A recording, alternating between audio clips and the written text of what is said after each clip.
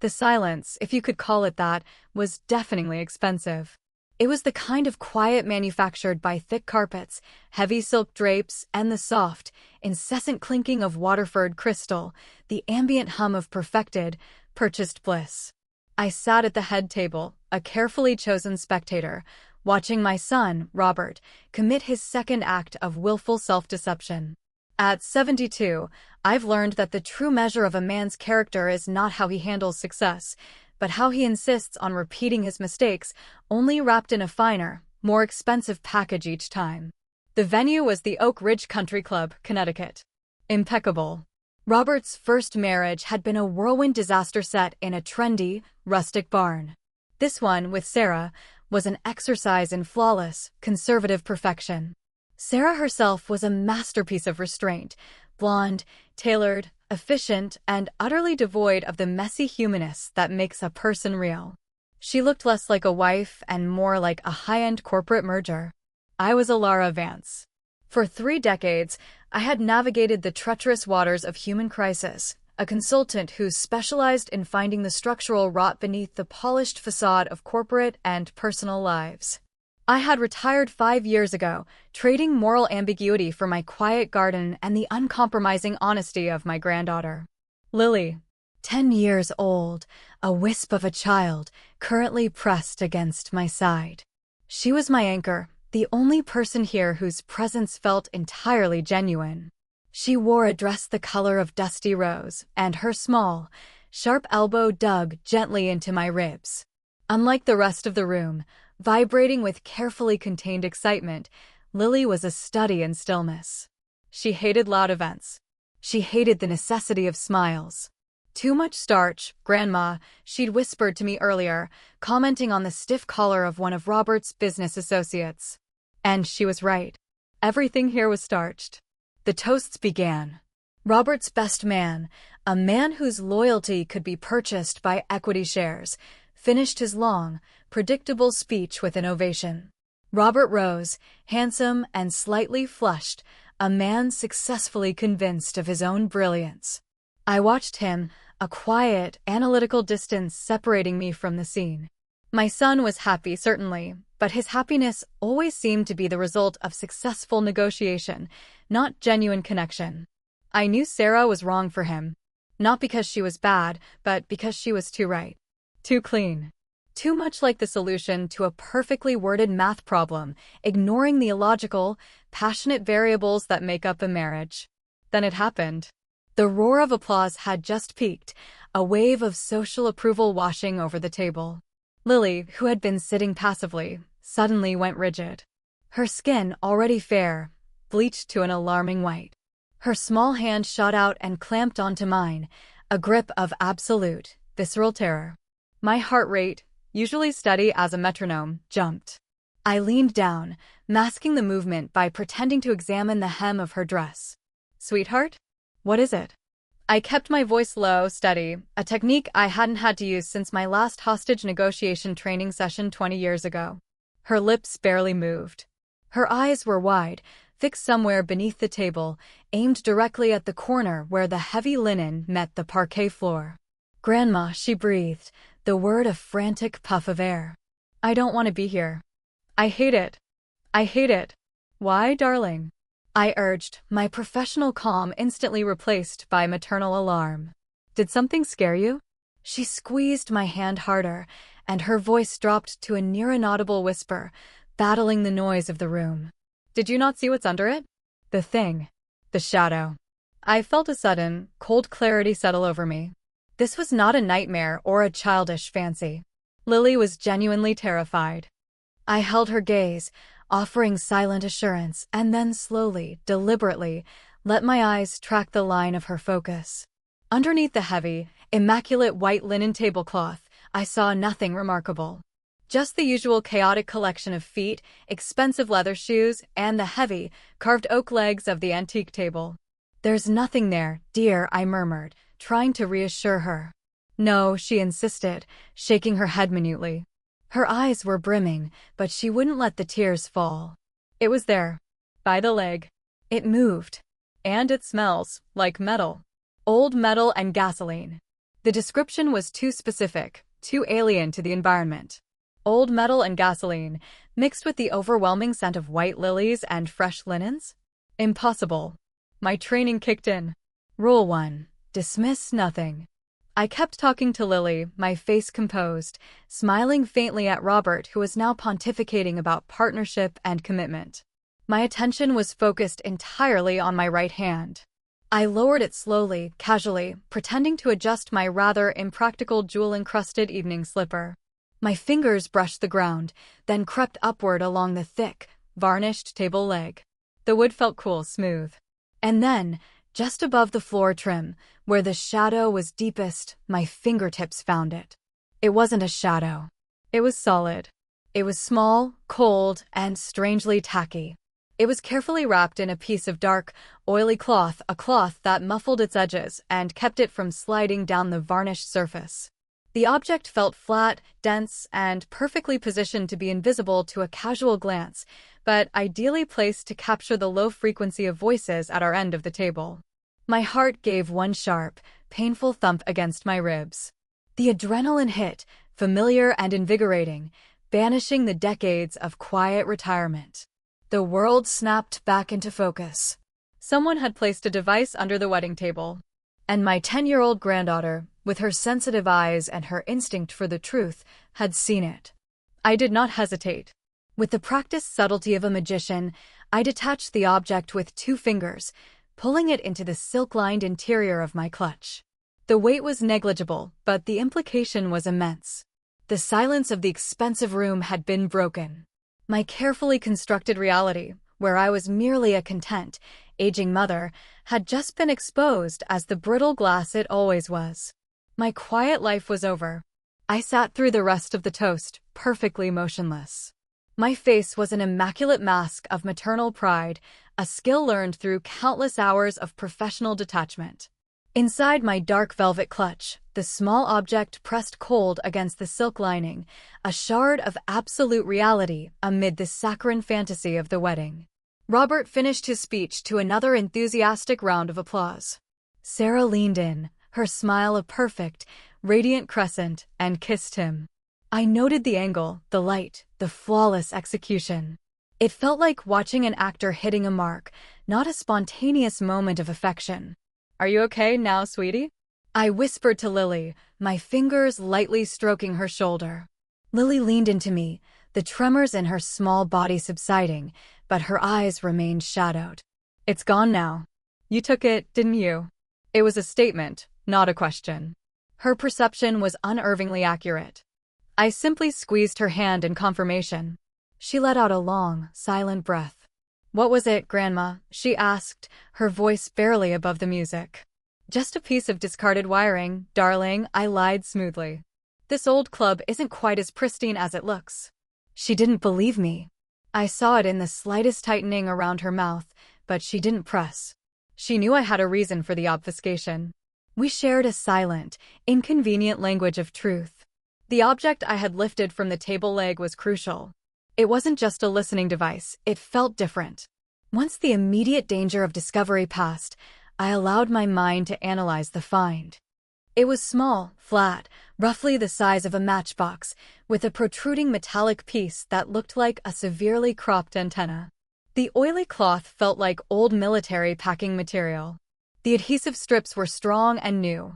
The juxtaposition of the new adhesive and the vintage metal was peculiar, a modern deployment of obsolete technology. Why? Obsolete technology is often chosen by sophisticated users precisely because it avoids detection by modern countermeasures. It whispers where newer tech shouts. And it was aimed at us. At my conversation with Lily. Why would someone be monitoring an aging mother and her 10-year-old granddaughter at a wedding reception? Robert? He was a successful corporate attorney, specializing in mergers and acquisitions. High stakes, certainly, but generally clean. He made money. He didn't make enemies who planted bugs under wedding tables. Sarah? The thought was instantaneous and deeply unsettling. Had she placed it? If so, why? To gauge my reaction to her marriage? To listen to me criticize her? That seemed disproportionate. I scanned the room again, slowly, professionally, allowing my gaze to drift over the hundreds of people who were now circulating for cocktail hour. Most were focused on the open bar or the elaborate hors d'oeuvres. But my eyes caught a deviation. By the service entrance, near a heavy floral arrangement, stood a man who was utterly unremarkable. Middle-aged, perhaps early 60s, wearing the standard black and white uniform of a wait staff member. He was meticulously blending in. Except for the eyes. His eyes were too still. They were fixed, not on the flow of guests or the need for service, but specifically on our table. When he realized I had caught his gaze, there was no surprise, no quick deflection of an embarrassed worker. There was a slow, deliberate drop of his eyes to the floor, the movement too controlled. He didn't move away, he simply adjusted his stance, integrating himself perfectly into the backdrop of his job. My stomach twisted. This was not surveillance by a jealous ex-wife or a disgruntled client. This felt professional. I leaned closer to Lily, careful to block the subtle movement with my shoulder. "See that man by the flowers, Lily? The one in the waiter's uniform? Don't look directly, just use your side eye." Lily did as instructed, her practiced detachment serving her well. "Yes, Grandma. He's the one who smelled like the device." I paused. The sheer weight of her innocent statement hit me. "You smelled him." When he walked past earlier, before the toasts. He was carrying a tray of champagne. He smelled like that metal and gasoline. Like someone who works in an old garage, but with cologne trying to hide it. A chill went through me that had nothing to do with the air conditioning. This man was not a waiter. He was the one who had deployed the device, and Lily's heightened senses had identified him through scent, a detail I, with all my years of training, would have missed in the clamor of the reception. He wasn't watching the table for chatter. He was watching me, waiting for the inevitable moment when I realized the bug was gone. I gave Lily a faint, appreciative nod. "You have excellent instincts, my love. Hold on to that." I needed to extract us without panic. I needed to analyze the device immediately. And above all, I needed to protect Lily, who had just unwittingly exposed a professional operation. "We need to leave, darling," I announced, slightly louder, placing a hand on Robert's arm as he circulated past. "Grandma's old bones are tiring. Tell Sarah we send our love, and we'll talk tomorrow." Robert, immersed in the glow of his second chance, barely registered my departure, offering a vague kiss on the cheek. As I steered Lily toward the exit, my senses were on high alert. The waiter-observer remained motionless. He didn't follow. He simply watched our departure with a detached intensity that was more unnerving than open pursuit. We stepped outside into the cool Connecticut evening air. The scent of pine and cut grass was a welcome relief. As the door swung shut behind us, cutting off the manufactured joy inside, I felt the familiar, sharp clarity of a woman in danger. My quiet retirement was not just over, it had never existed. The past, I realized, was not just catching up, it was actively staking out the present, starting with a child's warning about a dark shadow under a pristine white tablecloth. The drive back to my home in Massachusetts was carried out in a functional silence. Lily had fallen asleep almost immediately, exhausted by the day's social demand and the genuine terror of the discovery. I kept my speed steady, resisting the impulse to accelerate, aware that panic was the enemy of procedure. My house was a rambling, colonial-style structure nestled deep within a quiet, established suburb, the perfect camouflage for a former operative who craved anonymity. It was filled with the sense of dried lavender, old paperbacks, and the faint, comforting aroma of wood smoke from the fireplace. Once home, I carried Lily up to her room, settling her beneath her favorite patchwork quilt. She slept soundly, her face finally relaxed. The moment I closed her door, the persona of the gentle grandmother evaporated. I moved through the house with the efficiency of a younger woman, closing blinds, checking locks, and, most importantly, activating the Ghost Network, a set of highly specialized, hidden sensors and detectors installed years ago, ostensibly for my peace of mind. I retrieved the device from my clutch. Under the soft lamplight of my study, I peeled back the oily cloth. It was a crude piece of work externally, but deceptively sophisticated. It was indeed a microphone and transmitter, housed in a casing of nickel-plated steel, suggesting age and durability. I took photographs of the device and its internal components using a specialized phone, one that was never connected to public networks. The next step required trust, and my list of trustworthy individuals was critically short. George Hayes. George and I had worked together during the peak of the corporate espionage panic in the late 90s. He was a master of counter-surveillance, a man whose quiet demeanor hid a brain capable of dismantling any security system, electronic or physical. He retired to the obscurity of running a high-end security consultancy in Vermont, specializing in protecting tech billionaires from themselves. I used the encrypted satellite phone, dialing the sequence only George would recognize. He answered on the first ring, his voice gravelly and familiar. "Alara.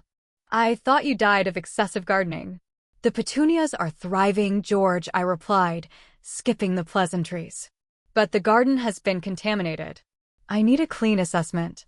Now, I relayed the situation. The wedding, Lily's perception, the placement of the bug, and the description of the man who smelled like metal and cologne. George's tone immediately sharpened. "A vintage mic, discreetly deployed at a social gathering, aimed at the periphery? That's an old-school maneuver, Alara. Not typical corporate stuff. That smells like deep history. What did you get your hands on?" I sent him the photographs of the device, focusing on the internal wiring and the unique adhesive strips. 5 minutes of silence followed, during which I paced my study, drinking cold tea and monitoring the perimeter alarms. "Alara, listen to me," George finally said, his voice dropping an octave. "The circuitry is Soviet-era, modified heavily in the late 80s, probably by a private security contractor. This isn't just an eavesdropping device. It's built to capture specific frequency bands and filter ambient noise aggressively." It was listening for whispers. "For history. And the adhesive? That brand hasn't been used commercially in the US for 20 years. It was favored by a handful of paramilitary private security outfits operating offshore." He paused, letting the information sink in. "The target isn't Robert's latest merger. It's you, Alara. Someone is digging deep into your life, trying to find old vulnerabilities. And they're using people who know how to keep a secret." My mind raced. My old career was closed, sealed, covered by decades of silence and non-disclosure agreements. Who had the motive and the capability to resurrect that kind of threat? "Is there any chance this relates to Robert's current business?" I pressed. "Unlikely, but possible. However, the operational tempo, planting the bug at a major family event, suggests proximity and familiarity with your movements. And the fact that they deployed a person to observe your reaction indicates they were trying to confirm the device was active and you were interacting with it. They were trying to confirm I still had my instincts," I finished grimly. Before we could discuss the next step, a new complication arose. A notification chimed on my secure desktop, a signal George had programmed to alert me to unusual network activity on my son's home IP address, a cautious measure I had insisted upon after his first divorce. "George, I have movement. Robert's IP just logged into a high-security internal cloud server. He and Sarah are making an unscheduled trip. They're driving here. Now. A visit or a check?" George asked. "A check," I confirmed, looking at the time. "They should arrive in under an hour. They know the device is gone, or they suspect I found it. They're coming to see if I'm panicked or if I've shared anything with Lily." "Be careful, Alara," George warned. "If Sarah is connected to this, she's not the corporate ingenue your son believes she is. She's a professional asset. Don't just watch her, watch him. They're coming as a unit." I terminated the call. I quickly wiped down the device and wrapped it back into the oily cloth, sealing it in a lead-lined safe hidden behind a false panel in the study bookshelf. I had 45 minutes to revert to the role of the slightly eccentric, but perfectly harmless, widowed mother. I brewed a pot of the strongest coffee, arranged a plate of homemade biscotti, and checked the reflection in the hall mirror. The mask was back in place, soft lines, benign smile, eyes that conveyed nothing but mild curiosity. The doorbell rang precisely on time. Robert walked in, followed by Sarah. They looked tired, but artificially composed. Sarah's immaculate dress was replaced by impeccable designer jeans and a cashmere sweater. She carried a gift basket, a standard prop for an impromptu visit. "Mom, we decided to surprise you," Robert said, his voice too loud, too cheerful. "We just had to swing by and check on our favorite girl." Sarah, however, wasn't looking at me. She was looking at the entryway, assessing the environment, and then her gaze finally settled on the staircase that led up to Lily's room. This was not a surprise visit. This was a reconnaissance mission. And the real target wasn't me, it was confirmation of what Lily might have said. The atmosphere in my living room was thick with unspoken tension, beautifully disguised by the aroma of freshly brewed coffee and the sight of Sarah's extravagant, yet entirely unnecessary, gift basket filled with artisanal cheeses. Robert was already sinking into my deep armchair, visibly deflating after the performance of the wedding. Sarah, however, remained upright on the edge of the sofa, radiating an energy that was anything but relaxed. "How is Lily handling all the excitement?" Sarah asked, her voice pitched perfectly concerned, yet not intrusive. "She's fine," I replied, handing her a cup. "Tired. All that lace and formality is overwhelming for a sensitive child." Sarah offered a brief, practiced smile. "She really is a beautiful girl, Alara. So intelligent. But you're right, she seemed quite anxious at the reception." This was the probe. I decided to meet it head-on, delivering a partial truth cloaked in the acceptable language of maternal worry. "Yes, she saw something, or thought she saw something, and it unsettled her. I think the sheer size of the tablecloth, draped down to the floor, created shadows that played tricks on her. She even mentioned a smell, some childish fantasy about old metal and gasoline." I kept my eyes fixed on Sarah. Sarah's expression did not change. It was a remarkable performance of polite dismissal. Oh, children. They do have the wildest imaginations. Perhaps she overheard some maintenance worker nearby. If she was relieved that I'd blamed shadows and childish fancy, she hid it well. If she knew I had the device in my safe, she hid that even better. She was a professional. But there was a subtle tell. When I mentioned the smell of metal and gasoline, her fingers, resting on the cashmere fabric of her sweater, tightened almost imperceptibly. A flicker of something, not fear, but pure, icy calculation, crossed her eyes before they reverted to their bland, light blue hue. I changed the subject, redirecting the focus back to Robert, the necessary puppet in this drama. "Robert, how are things at the firm? Are you finally taking that vacation we discussed?" My son launched into a detailed, slightly defensive monologue about pending mergers, giving me the space I needed to observe Sarah's reaction to her husband. She listened to him with polite attention, nodding at the appropriate moments. But her eyes weren't engaged with his words, they were analyzing his presence. When Robert made a self-deprecating joke, she offered a controlled laugh that felt manufactured. There was no warmth, no intimacy. There was only a painful, precise interest. It wasn't the look of a wife in love, it was the look of a predator studying its prey. The evening ended quickly. Robert, exhausted, kissed me goodnight with genuine affection, oblivious to the war waged across his mother's coffee table. Sarah offered a cool, dry kiss on my cheek. "We'll see you soon, Alara," she promised, her smile widening slightly, suggesting a familiarity we did not share. "I'm looking forward to getting to know Lily better." The promise felt like a subtle threat. The moment their car disappeared down the drive, I was back in the study, calling George. "They came to verify what I knew," I reported. "Sarah is the operative." She reacted to the mention of metal and gasoline, but masked it instantly. Her motive is personal, deeply personal, judging by the way she watches Robert. "Then she's working on a timeline," George responded. "And she chose Robert because he's leverage." I've started digging into Sarah Jenkins, but it's like peeling an onion that's been flash frozen. The official story is that her childhood records were messy and refiled after a complicated adoption process at 16. Complicated adoption is usually code for witness protection or an identity change handled by someone with government-level clearances, I noted. Exactly. But the rail break came when I cross-referenced the adoption papers with major corporate scandals from 20 years ago, specifically involving Rob's current firm, before he joined them. George's next words hit me with the force of a physical blow.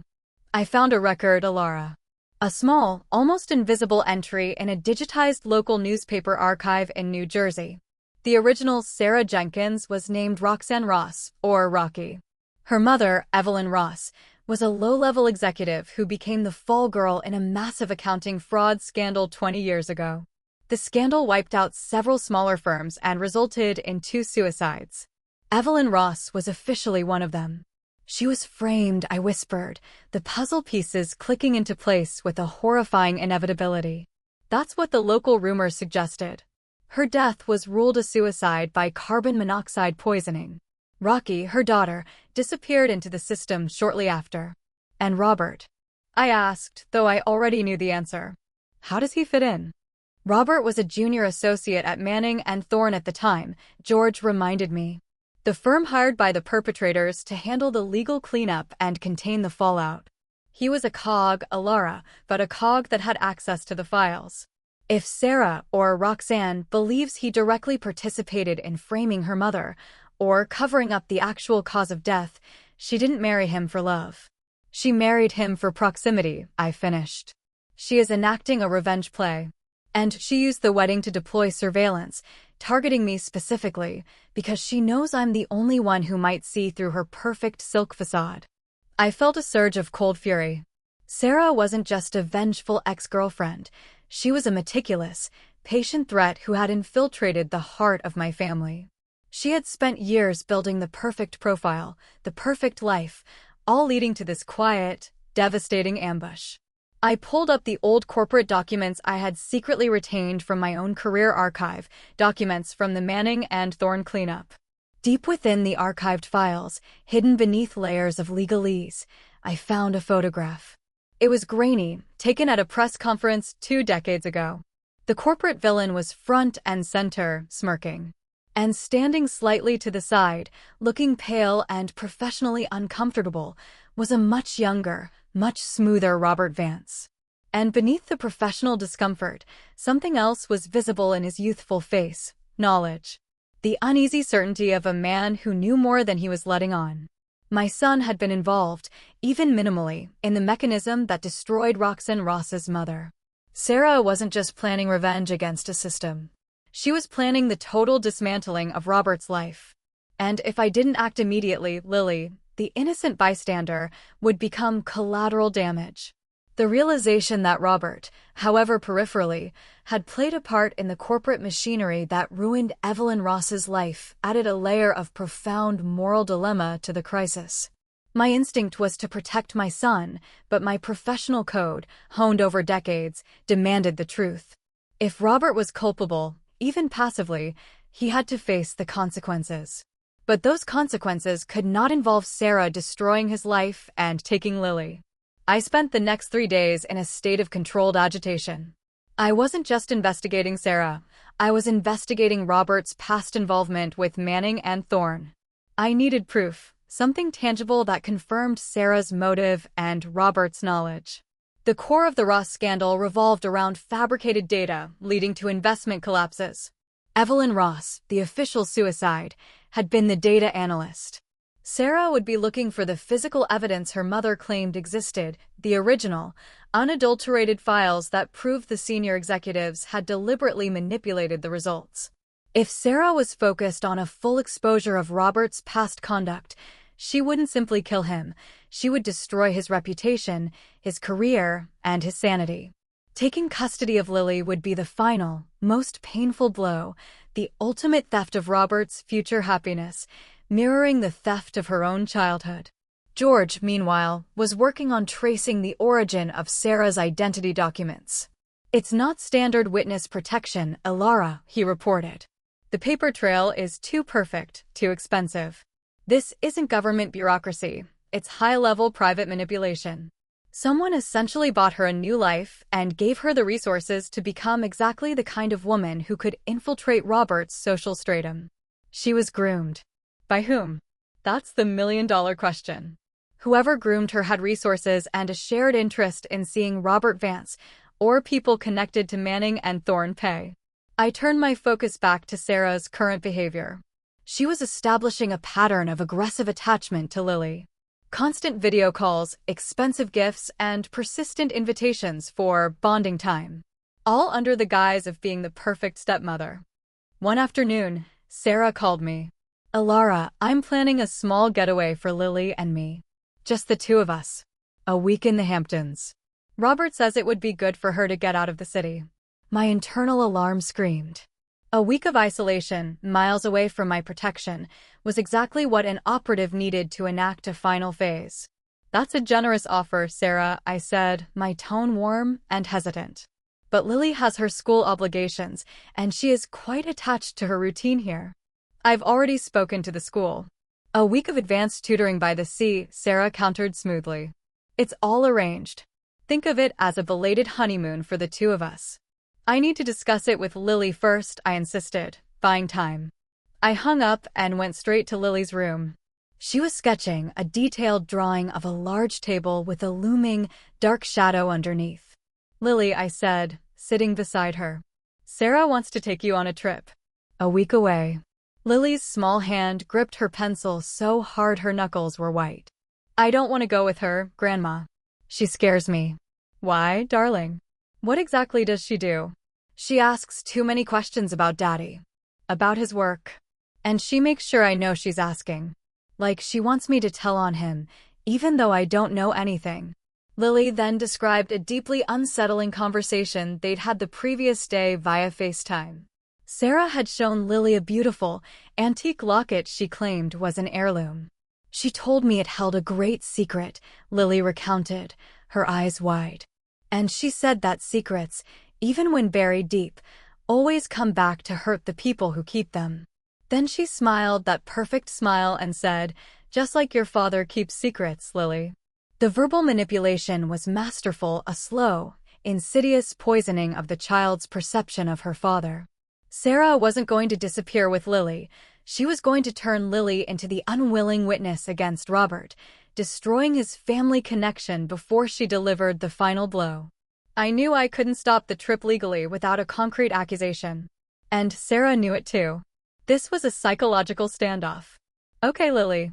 You will go on the trip," I decided, watching her face crumble.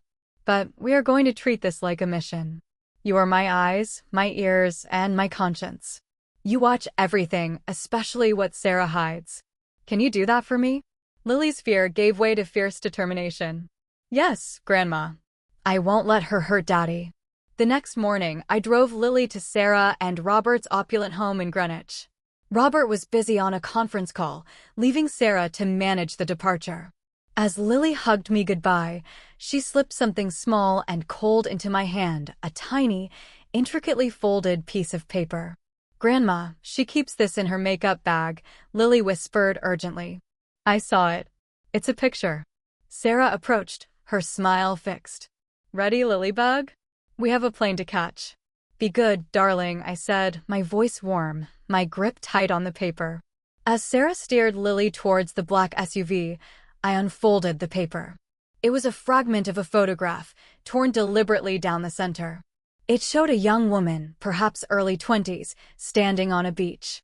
She looked happy, healthy. But the key was the background. The small, distinct lighthouse in the distance was instantly recognizable. It was Montauk Point, on the tip of Long Island. And beside the woman, only the edge of a man's torso and arm was visible. A watch, a distinct heavy diver's watch with a black band. It wasn't Robert. The watch was too rugged, the arm too bulky. This was a different man, connected to Sarah's past.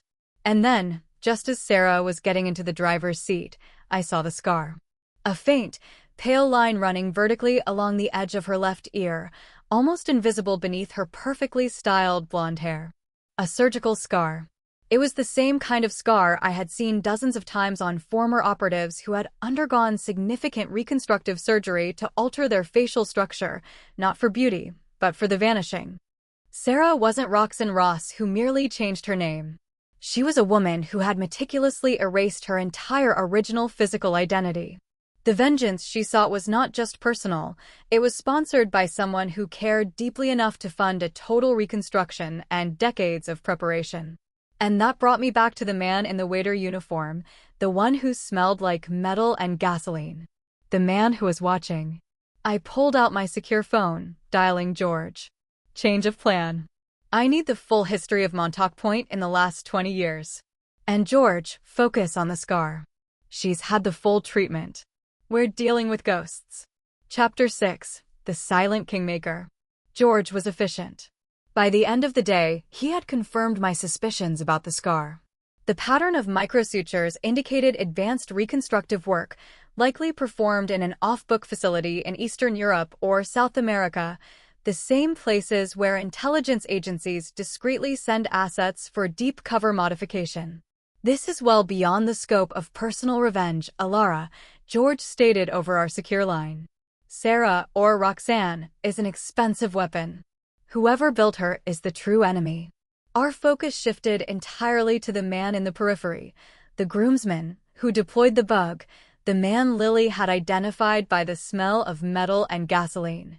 The watch in the photo fragment, I explained to George, looking at the enlarged image of the heavy diver's timepiece. It's an older model, but distinct. Look at the bevel. It's custom.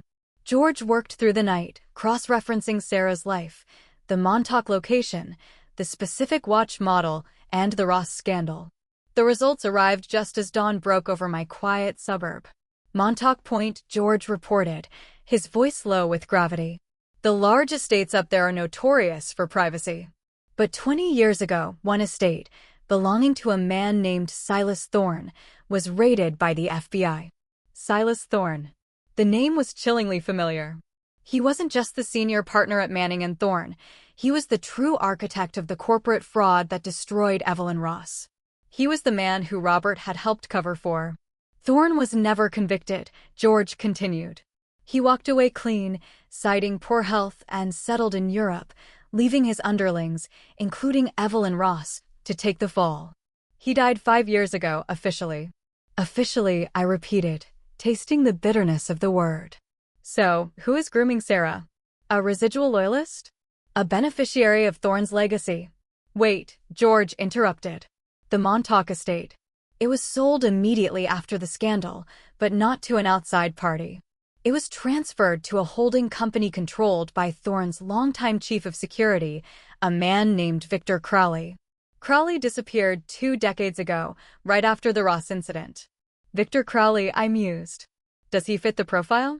Physical description of the waiter. Crowley was former military intelligence, specialized in close-quarters security and unconventional surveillance. The profile fits. And the watch, the custom diver's watch, was a gift Crowley frequently showed off. He was obsessed with nautical gear.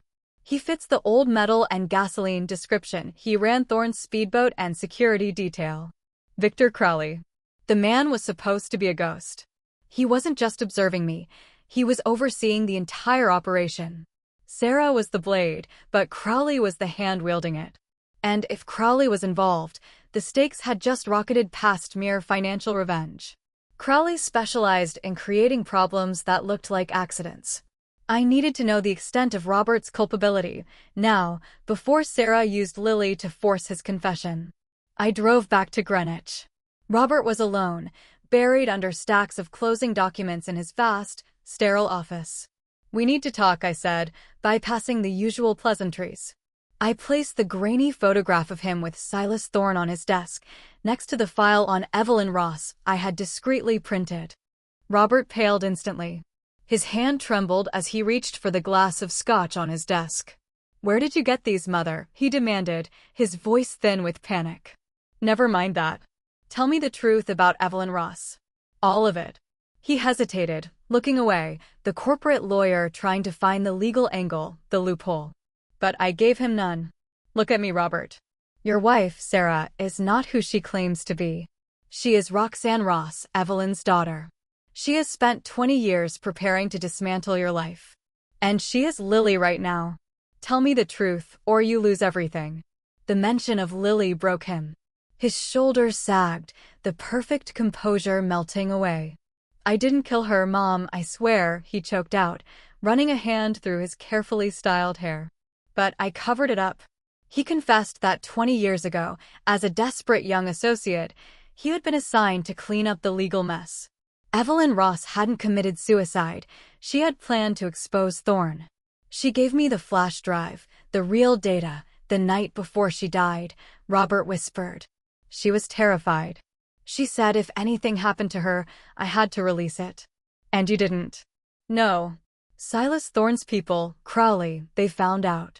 They threatened my career, my future. They told me they knew where my first wife lived. I was scared. I handed the drive over, and I signed the affidavit confirming her death was suicide and that the files were fake.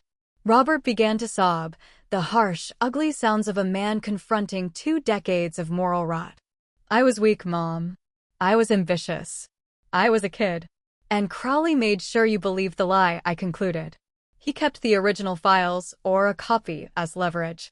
And he groomed Roxanne to finish the job he couldn't do, destroying those who betrayed Thorne, even after Thorne was dead.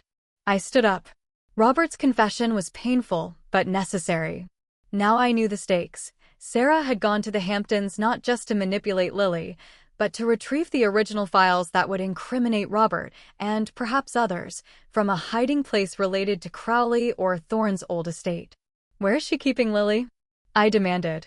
Montauk, he whispered, looking utterly defeated. Sarah insisted on renting a private house near the lighthouse. She said it was for the history. The pieces converged, Montauk Point. Crowley's former property. The original files. Lily as the bait. She's not planning a divorce, Robert, I said, injecting the necessary dose of cold reality. She's planning a final act of justice, in her eyes. And if she finds those files, she might not stop at merely destroying your reputation. I left my son in the wreckage of his perfect life and called George. Montauk, George. Victor Crowley is there, or has been there recently. Sarah has Lily at a rented property near the point. I need real-time surveillance, and I need backup. I'm driving out now. Alara, don't go in alone. Crowley is military grade. She may have the data, but he has the operational expertise. I have to go, George. Lily is not safe there. I may be retired, but I am still the only one who sees the pattern. And I'm certainly not going to let a perfect piece of silk destroy my family. I grabbed my bag, a heavy leather satchel that contained more than just a change of clothes. It contained my past, meticulously organized and ready for deployment. The drive to the eastern tip of Long Island was long, but every mile clarified my purpose. I was returning to the field, not as a consultant, but as a protector. Chapter 8. The Shadow of the Lighthouse. The Hamptons in late September still held a sense of oppressive wealth, but the frantic energy of summer had subsided, replaced by a quiet, brooding atmosphere. Montauk Point was notorious for its rugged, isolating beauty, a perfect location for secrecy. I bypassed the main rental resorts and drove directly to the area George had mapped out for me, a cluster of isolated, heavily wooded properties near the historic lighthouse. My car, an unassuming sedan, blended seamlessly into the scenery. I established a mobile command post a quarter-mile away, concealed by thick pines and sea fog that was beginning to roll in. George, still remotely advising, had deployed some advanced surveillance gear that could pick up faint electronic signatures from the area. The specific address Sarah gave Robert is a dead end, George reported. It's a vacant lot. But I'm detecting a strong, localized Wi-Fi signal emanating from the adjacent property, the former Crowley/Thorne estate. It's a vast, secluded structure, Alara. Gated, private security. So, she didn't rent a house. She's operating from the core of the conspiracy, I confirmed, securing a discreet earpiece. That's where Crowley would have archived Thorne's secrets. The security around the estate was formidable. High walls, motion sensors, and strategically placed cameras. However, the system was old, designed to deter opportunists, not professional infiltration. It was Victor Crowley's blind spot. He trusted obscurity over modern tech. I used the fog and the deepening twilight as cover. I parked the car, equipped my satchel with the necessary tools, and began my approach through the woods, adopting the silent, deliberate movements I hadn't used in years. My body was older, The joints complained, but the muscle memory was intact. When I reached the perimeter wall, I found a weak point near an overgrown section of ivy. I disabled the pressure sensor with a small magnetic shunt and scaled the wall with surprising ease, dropping silently onto the damp lawn. The estate grounds were expansive, featuring manicured gardens that were now decaying slightly, suggesting recent neglect. But the house itself was a fortress, a sprawling, dark structure of stone and glass, overlooking the tumultuous Atlantic. As I moved closer to the structure, I realized the house wasn't entirely silent. There was a faint, intermittent sound, the rhythmic click of a keyboard, coming from a ground-floor study window. Sarah was working. I reached the window, pressing myself into the shadow of a massive stone planter. The click-click-click was steady. I used a small, infrared scope to look through a tiny gap in the heavy drapes. Sarah was at a desk, illuminated by the cold blue light of a monitor. She was meticulously transferring data from several old, mismatched flash drives onto a modern storage device. The data, the files Robert had mentioned, the final proof of the Thorne scandal.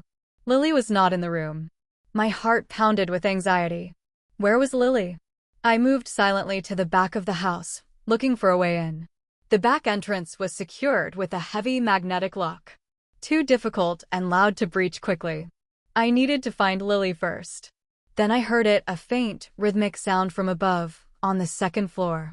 A slight squeak, followed by the muffled sound of a child humming. Lily was upstairs. And she wasn't panicking. She was occupying herself, perhaps following my directive to remain observant. I found a trellis, heavy with climbing roses, clinging to the side of the house, leading up to a large balcony window. The wood looked old, but strong enough to hold my weight if I moved carefully. I began the ascent, the thorns tearing at my gloves, the damp wood slippery under my feet. The rhythmic squeak from above grew clearer. It wasn't humming. It was a swing. Lily was on a hanging porch swing, perhaps on an enclosed balcony. When I reached the balcony, I found the window unlocked, a deliberate piece of negligence, perhaps. I slipped inside. I was in a secondary bedroom, opulent but dusty. I moved through the quiet corridors, guided by the familiar, high-pitched squeak. I found Lily in a large, enclosed sunroom at the end of the hall. She was sitting on a rattan swing, drawing with crayons on a large pad, completely engrossed. She looked physically unharmed, but isolated. "Grandma," she whispered, dropping the crayons as she saw me emerge from the shadows. The pure relief on her face was worth the entire perilous journey. "I'm here, sweetie. Are you all right?" I embraced her tightly, checking her over. "I'm fine." She gave me toys and coloring books. But she kept checking on me. And she brought him here. Crowley. The man from the wedding. The one who smelled like metal, Lily confirmed, her voice now firm. He was here earlier. He left an hour ago in a dark van. He told Sarah, "It's time to send the signal." And then he drove away. "What signal, Lily?" "I don't know. Something about a broadcast. He said it had to be a specific time, just after midnight, when the world is sleeping, but the markets are watching." Midnight. The ultimate reveal. Sarah wasn't just collecting files. She was preparing to release them to the media or regulatory agencies at a time designed to cause maximum damage, likely timed with an early market opening in Asia or a key financial announcement. "Where did Sarah put the key, Grandma?" Lily asked, suddenly focused. "The key to the chest." "What chest?" Lily pointed a small finger towards a massive, antique mahogany chest sitting beneath the window. "She keeps walking up here and touching it, like she's scared it will float away. She uses a small, silver key. She keeps it hidden in her hair clip when she works downstairs."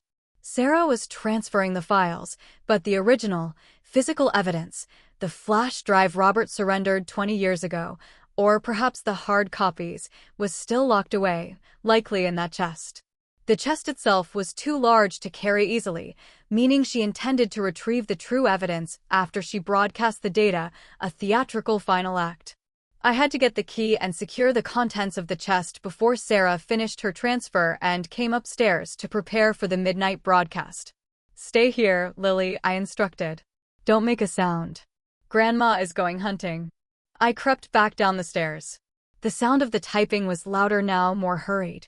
Sarah was nearing completion. I needed to retrieve the key without being detected.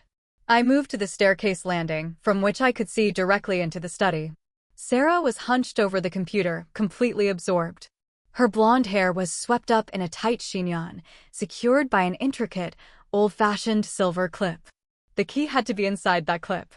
I had only seconds. I couldn't risk a direct confrontation yet. I needed the leverage of the evidence. I located a heavy, antique bronze bust of some forgotten philosopher on a nearby pedestal. I picked it up, feeling its immense weight. I took a deep breath, centered myself, and hurled the bust. It sailed across the hall and crashed into the massive, empty stone fireplace in the drawing room directly opposite the study, creating a deafening, echoing sound of impact and falling debris. Sarah instantly straightened, her head snapping up. She bolted from the chair, drawing a compact, semi-automatic pistol from a shoulder holster hidden beneath her cashmere sweater, a move of practiced, lethal speed. "Who's there?" she shouted, her perfect voice now hard, metallic. She moved away from the study door, pistol raised, moving toward the sound in the drawing room. This was my opening. I sprinted down the remaining steps, moving with a desperate burst of adrenaline. I bypassed the drawing room, slamming into the study. The computer screen blazed with file transfer progress, 98% complete. I didn't try to stop the transfer.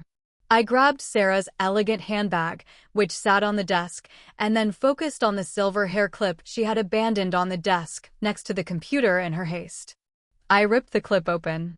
Tucked securely inside the hollow casing was a small, ornate silver key. It was cold in my palm. The moment I had the key, I heard Sarah's footsteps pounding back down the hall. She had realized the sound was a distraction. I didn't have time to run. I spun around, weaponless, facing the doorway. Sarah stood there, gun leveled, her perfect blonde veneer completely gone. Her face was a mask of furious, unadulterated hatred. Roxanne Ross had finally emerged. "You," she hissed, her voice shaking with rage. "You meddling, sanctimonious old woman. Where is Lily?"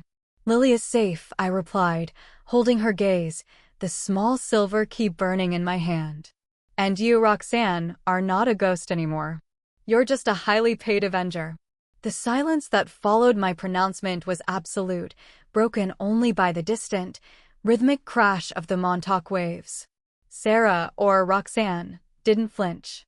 Her grip on the pistol remained steady. The shock was only momentary. She quickly recovered her deadly composure. "I earned this name, Alara," she said, her voice dropping to a dangerous, low register. "I paid for the privilege of being invisible until the perfect moment. And you just threw all of your precious anonymity away for a man who signed my mother's death warrant." "Robert signed an affidavit, yes." Under duress and fear, I countered, keeping my hands visible but refusing to raise them in surrender. "But you're not interested in justice, Roxanne. You're interested in the performance of revenge. That's why you married him. That's why you deployed Crowley's old devices.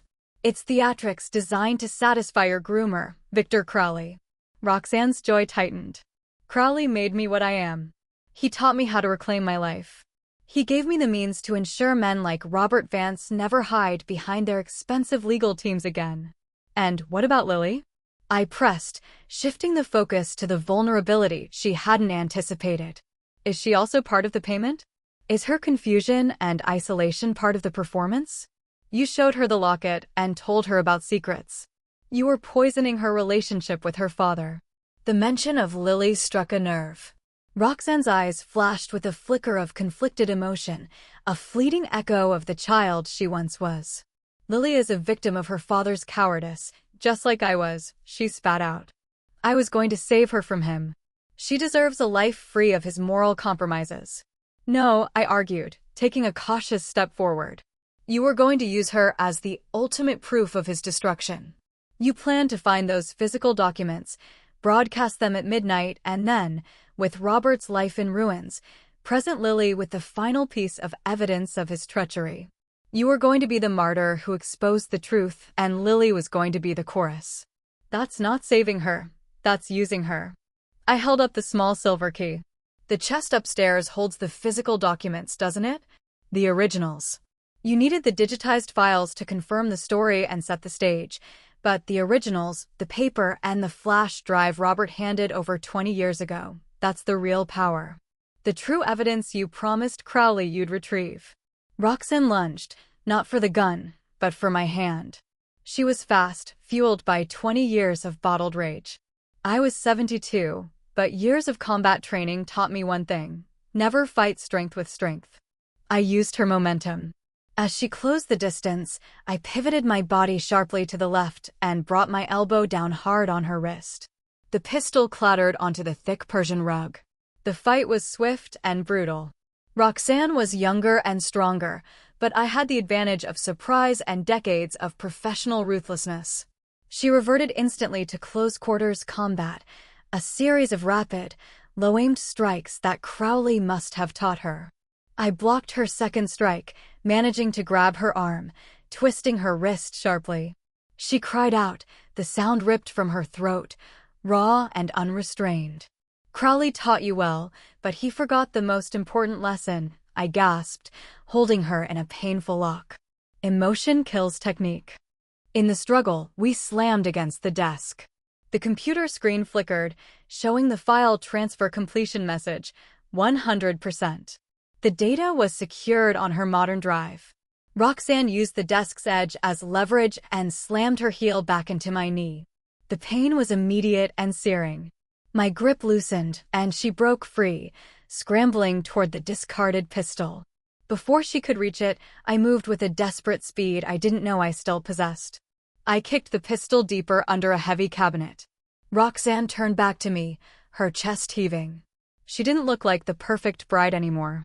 Her face was streaked with sweat, her cashmere sweater torn at the shoulder. "You won't stop me," she declared, wiping a smear of blood from her lip. "I have the files. And I have the truth." "You have a digital copy," I corrected, breathing heavily. "But I have the key to the originals. The real leverage. The key Crowley demands." "Crowley is already gone," she shouted.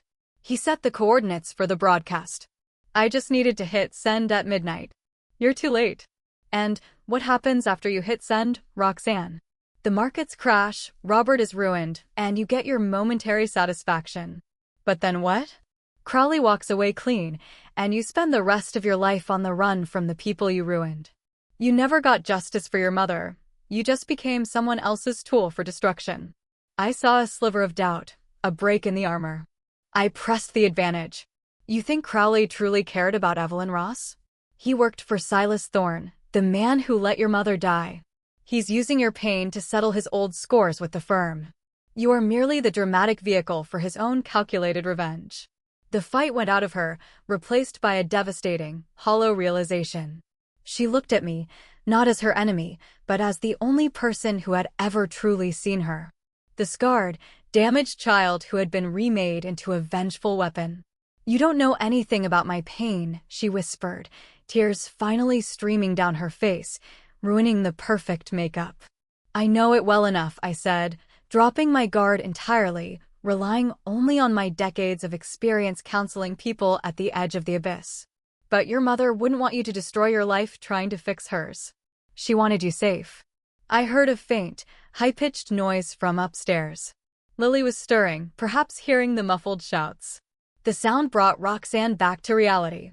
She looked up toward the sunroom, then back at me.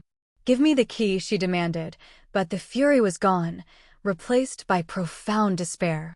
"Let me finish it. It's all I have left." "No," I replied, moving toward the study door. "But I will finish it the right way. The truth will be exposed, but we stop the broadcast. We stop the chaos, and we stop Crowley." I turned, leaving her standing in the ruined study, the gun still under the cabinet, her digital revenge complete, yet utterly meaningless. My leg was throbbing, my lungs burned, but I had the key. I had the leverage. And Lily was still waiting upstairs. I limped back up the grand staircase, my heart pounding a violent rhythm against my ribs. The physical encounter with Roxanne had taken a brutal toll, but the shock of confronting the emotional depth of her rage was far more exhausting. Lily was standing in the sunroom, framed by the moonlight filtering through the dusty glass, her face pale with worry. "Grandma, are you hurt?" she cried, rushing toward me. "Just a scrape, my love," I reassured her, stifling a wince as I leaned heavily on the mahogany chest. "We are finishing this now. Can you help me?" Lily instantly adopted the role of the focused operative. "Yes. What do I do?" I inserted the silver key into the massive chest. It turned with a resounding, metallic click that echoed in the quiet room. The heavy lid swung open, revealing the archive of 2 decades. The chest wasn't filled with gold or jewelry. It was filled with carefully organized boxes of documents, old floppy disks, and, right on top, a single, sealed, plastic evidence bag. Inside the bag was the crucial item, an original, thick-bodied flash drive from the 1990s, the one Robert had surrendered. "This is what we came for," I said, lifting the bag. "The proof." As I secured the physical evidence in my satchel, I glanced at my watch.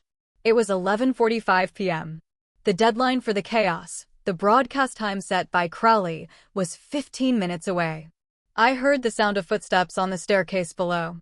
Roxanne was coming up. She had found the gun. "Lily, hide behind the swing."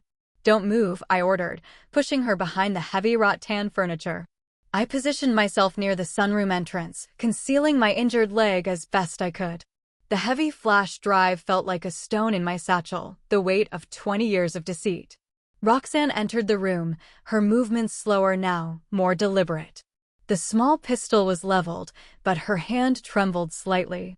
She saw the open chest, the scattered papers, and the empty space where the evidence bag had been. "You took it," she stated flatly, her eyes blazing with renewed coldness. "You think you can stop this? It's already done. The digital transfer is complete. I just need to activate the feed."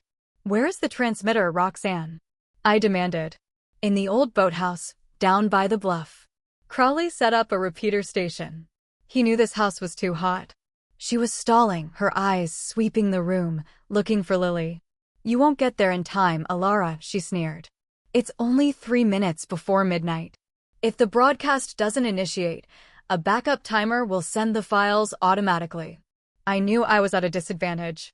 My only leverage was the fact that I had the physical evidence, the final proof that exonerated her mother and incriminated Crowley's benefactor, Silas Thorne. Roxanne still needed that for her own closure. "Roxanne, listen to me," I pleaded, appealing to the wounded professional inside her. "Crowley is abandoning you. He set up this broadcast to destroy the integrity of the evidence. Digital leaks are deniable. The physical drive is not. He needed you to retrieve it, and then he was going to expose you as the lone terrorist. He never intended for you to survive this." She hesitated. The idea of being betrayed by the one man who had provided her safety clearly wounded her deeply. I saw my chance. "If you genuinely want justice for your mother, you stop the broadcast. We use the physical evidence, secure the chain of custody, and ensure the truth comes out cleanly. Not through market chaos, but through the legal system. It's the only way to clear Evelyn's name permanently." "Legal system," she scoffed, raising the gun slightly. "The legal system is what killed her. And Robert helped them. Robert is broken, Roxanne. He confessed everything. He deserves punishment, yes, but not the slow, painful death you were planning to inflict. And he doesn't deserve to lose Lily because of your need for vengeance." As I spoke, I was subtly maneuvering closer to the sunroom window. I reached behind me, feeling the cool glass of the window pane. "It's midnight in 30 seconds, Roxanne whispered, her finger tightening on the trigger. "My mother deserves this chaos. No, she deserves her name back." I lunged forward, not toward her, but toward the glass window. I shoved my satchel through the glass with a terrible crash, shattering the stillness of the night. The sudden, violent noise startled Roxanne. She spun around, momentarily disoriented by the noise and the sudden rush of cold sea air. "George, I'm on the south balcony. Engage." I shouted into my earpiece, praying the signal was strong enough. Roxanne fired. The shot missed my head by inches, punching a hole in the ceiling above. I grabbed a heavy, metal telescope from a stand near the window and swung it toward her. She dodged, but the impact jarred the gun from her grasp again. It skittered across the floor toward the doorway. In that moment of chaos, two things happened simultaneously. The clock on the wall chimed precisely midnight. Roxanne's broadcast was initiated. The files were now on the way to their designated targets. And a deep, powerful voice boomed from the doorway below, followed by the heavy thud of boots on the wood floor. "Sarah, stop this right now. What have you done to my mother?" "Robert." He had followed me. Roxanne turned, seeing the ruined face of the man she hated, standing in the doorway, momentarily frozen by the sight of the chaos. This was the breaking point. Roxanne grabbed the pistol again, raising it, not aiming at me, but at Robert. Her revenge was incomplete without the final, physical confrontation. I didn't think. I moved. I threw my entire body weight at her, tackling her around the waist just as she squeezed the trigger. The second shot went wild, hitting the wall. We crashed into the antique chest. The structure groaned under the weight. Then, before a third shot could be fired, a new figure appeared in the doorway, Victor Crowley. He was no longer the docile waiter.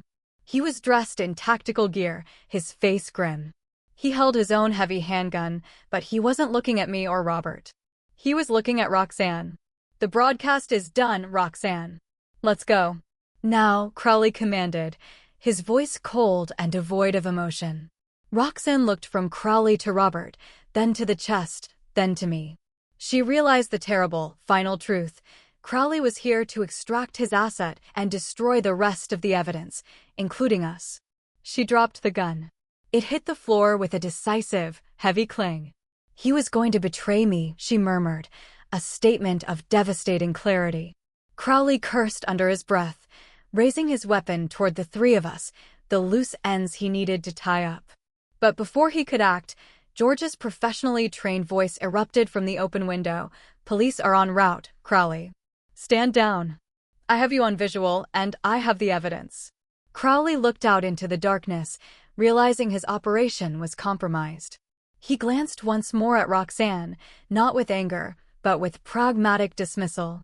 He spun around and vanished down the corridor, leaving his weapon behind. The sound of his rapid retreat faded instantly. I lay on the floor, my breath ragged, my body aching. Robert rushed to my side, his hands shaking as he helped me up. Lily emerged from behind the swing, tears streaming down her face, but she was alive, and she was whole. Roxanne stood alone, gazing at the empty doorway where Crowley had been. The perfect silk was utterly shredded. She was no longer an avenger, she was simply Roxanne Ross, broken by her own failed mission. The arrival of the police was a controlled, professional affair, thanks to George's early intervention and his meticulous briefing to the local authorities about an alleged high-level corporate espionage and kidnapping attempt.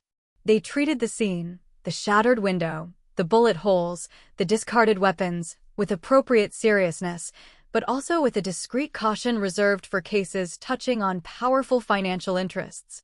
Robert, traumatized and sobered, provided a full, tearful confession of his decades-old moral failure, detailing his role in the cover-up of Evelyn Ross's death.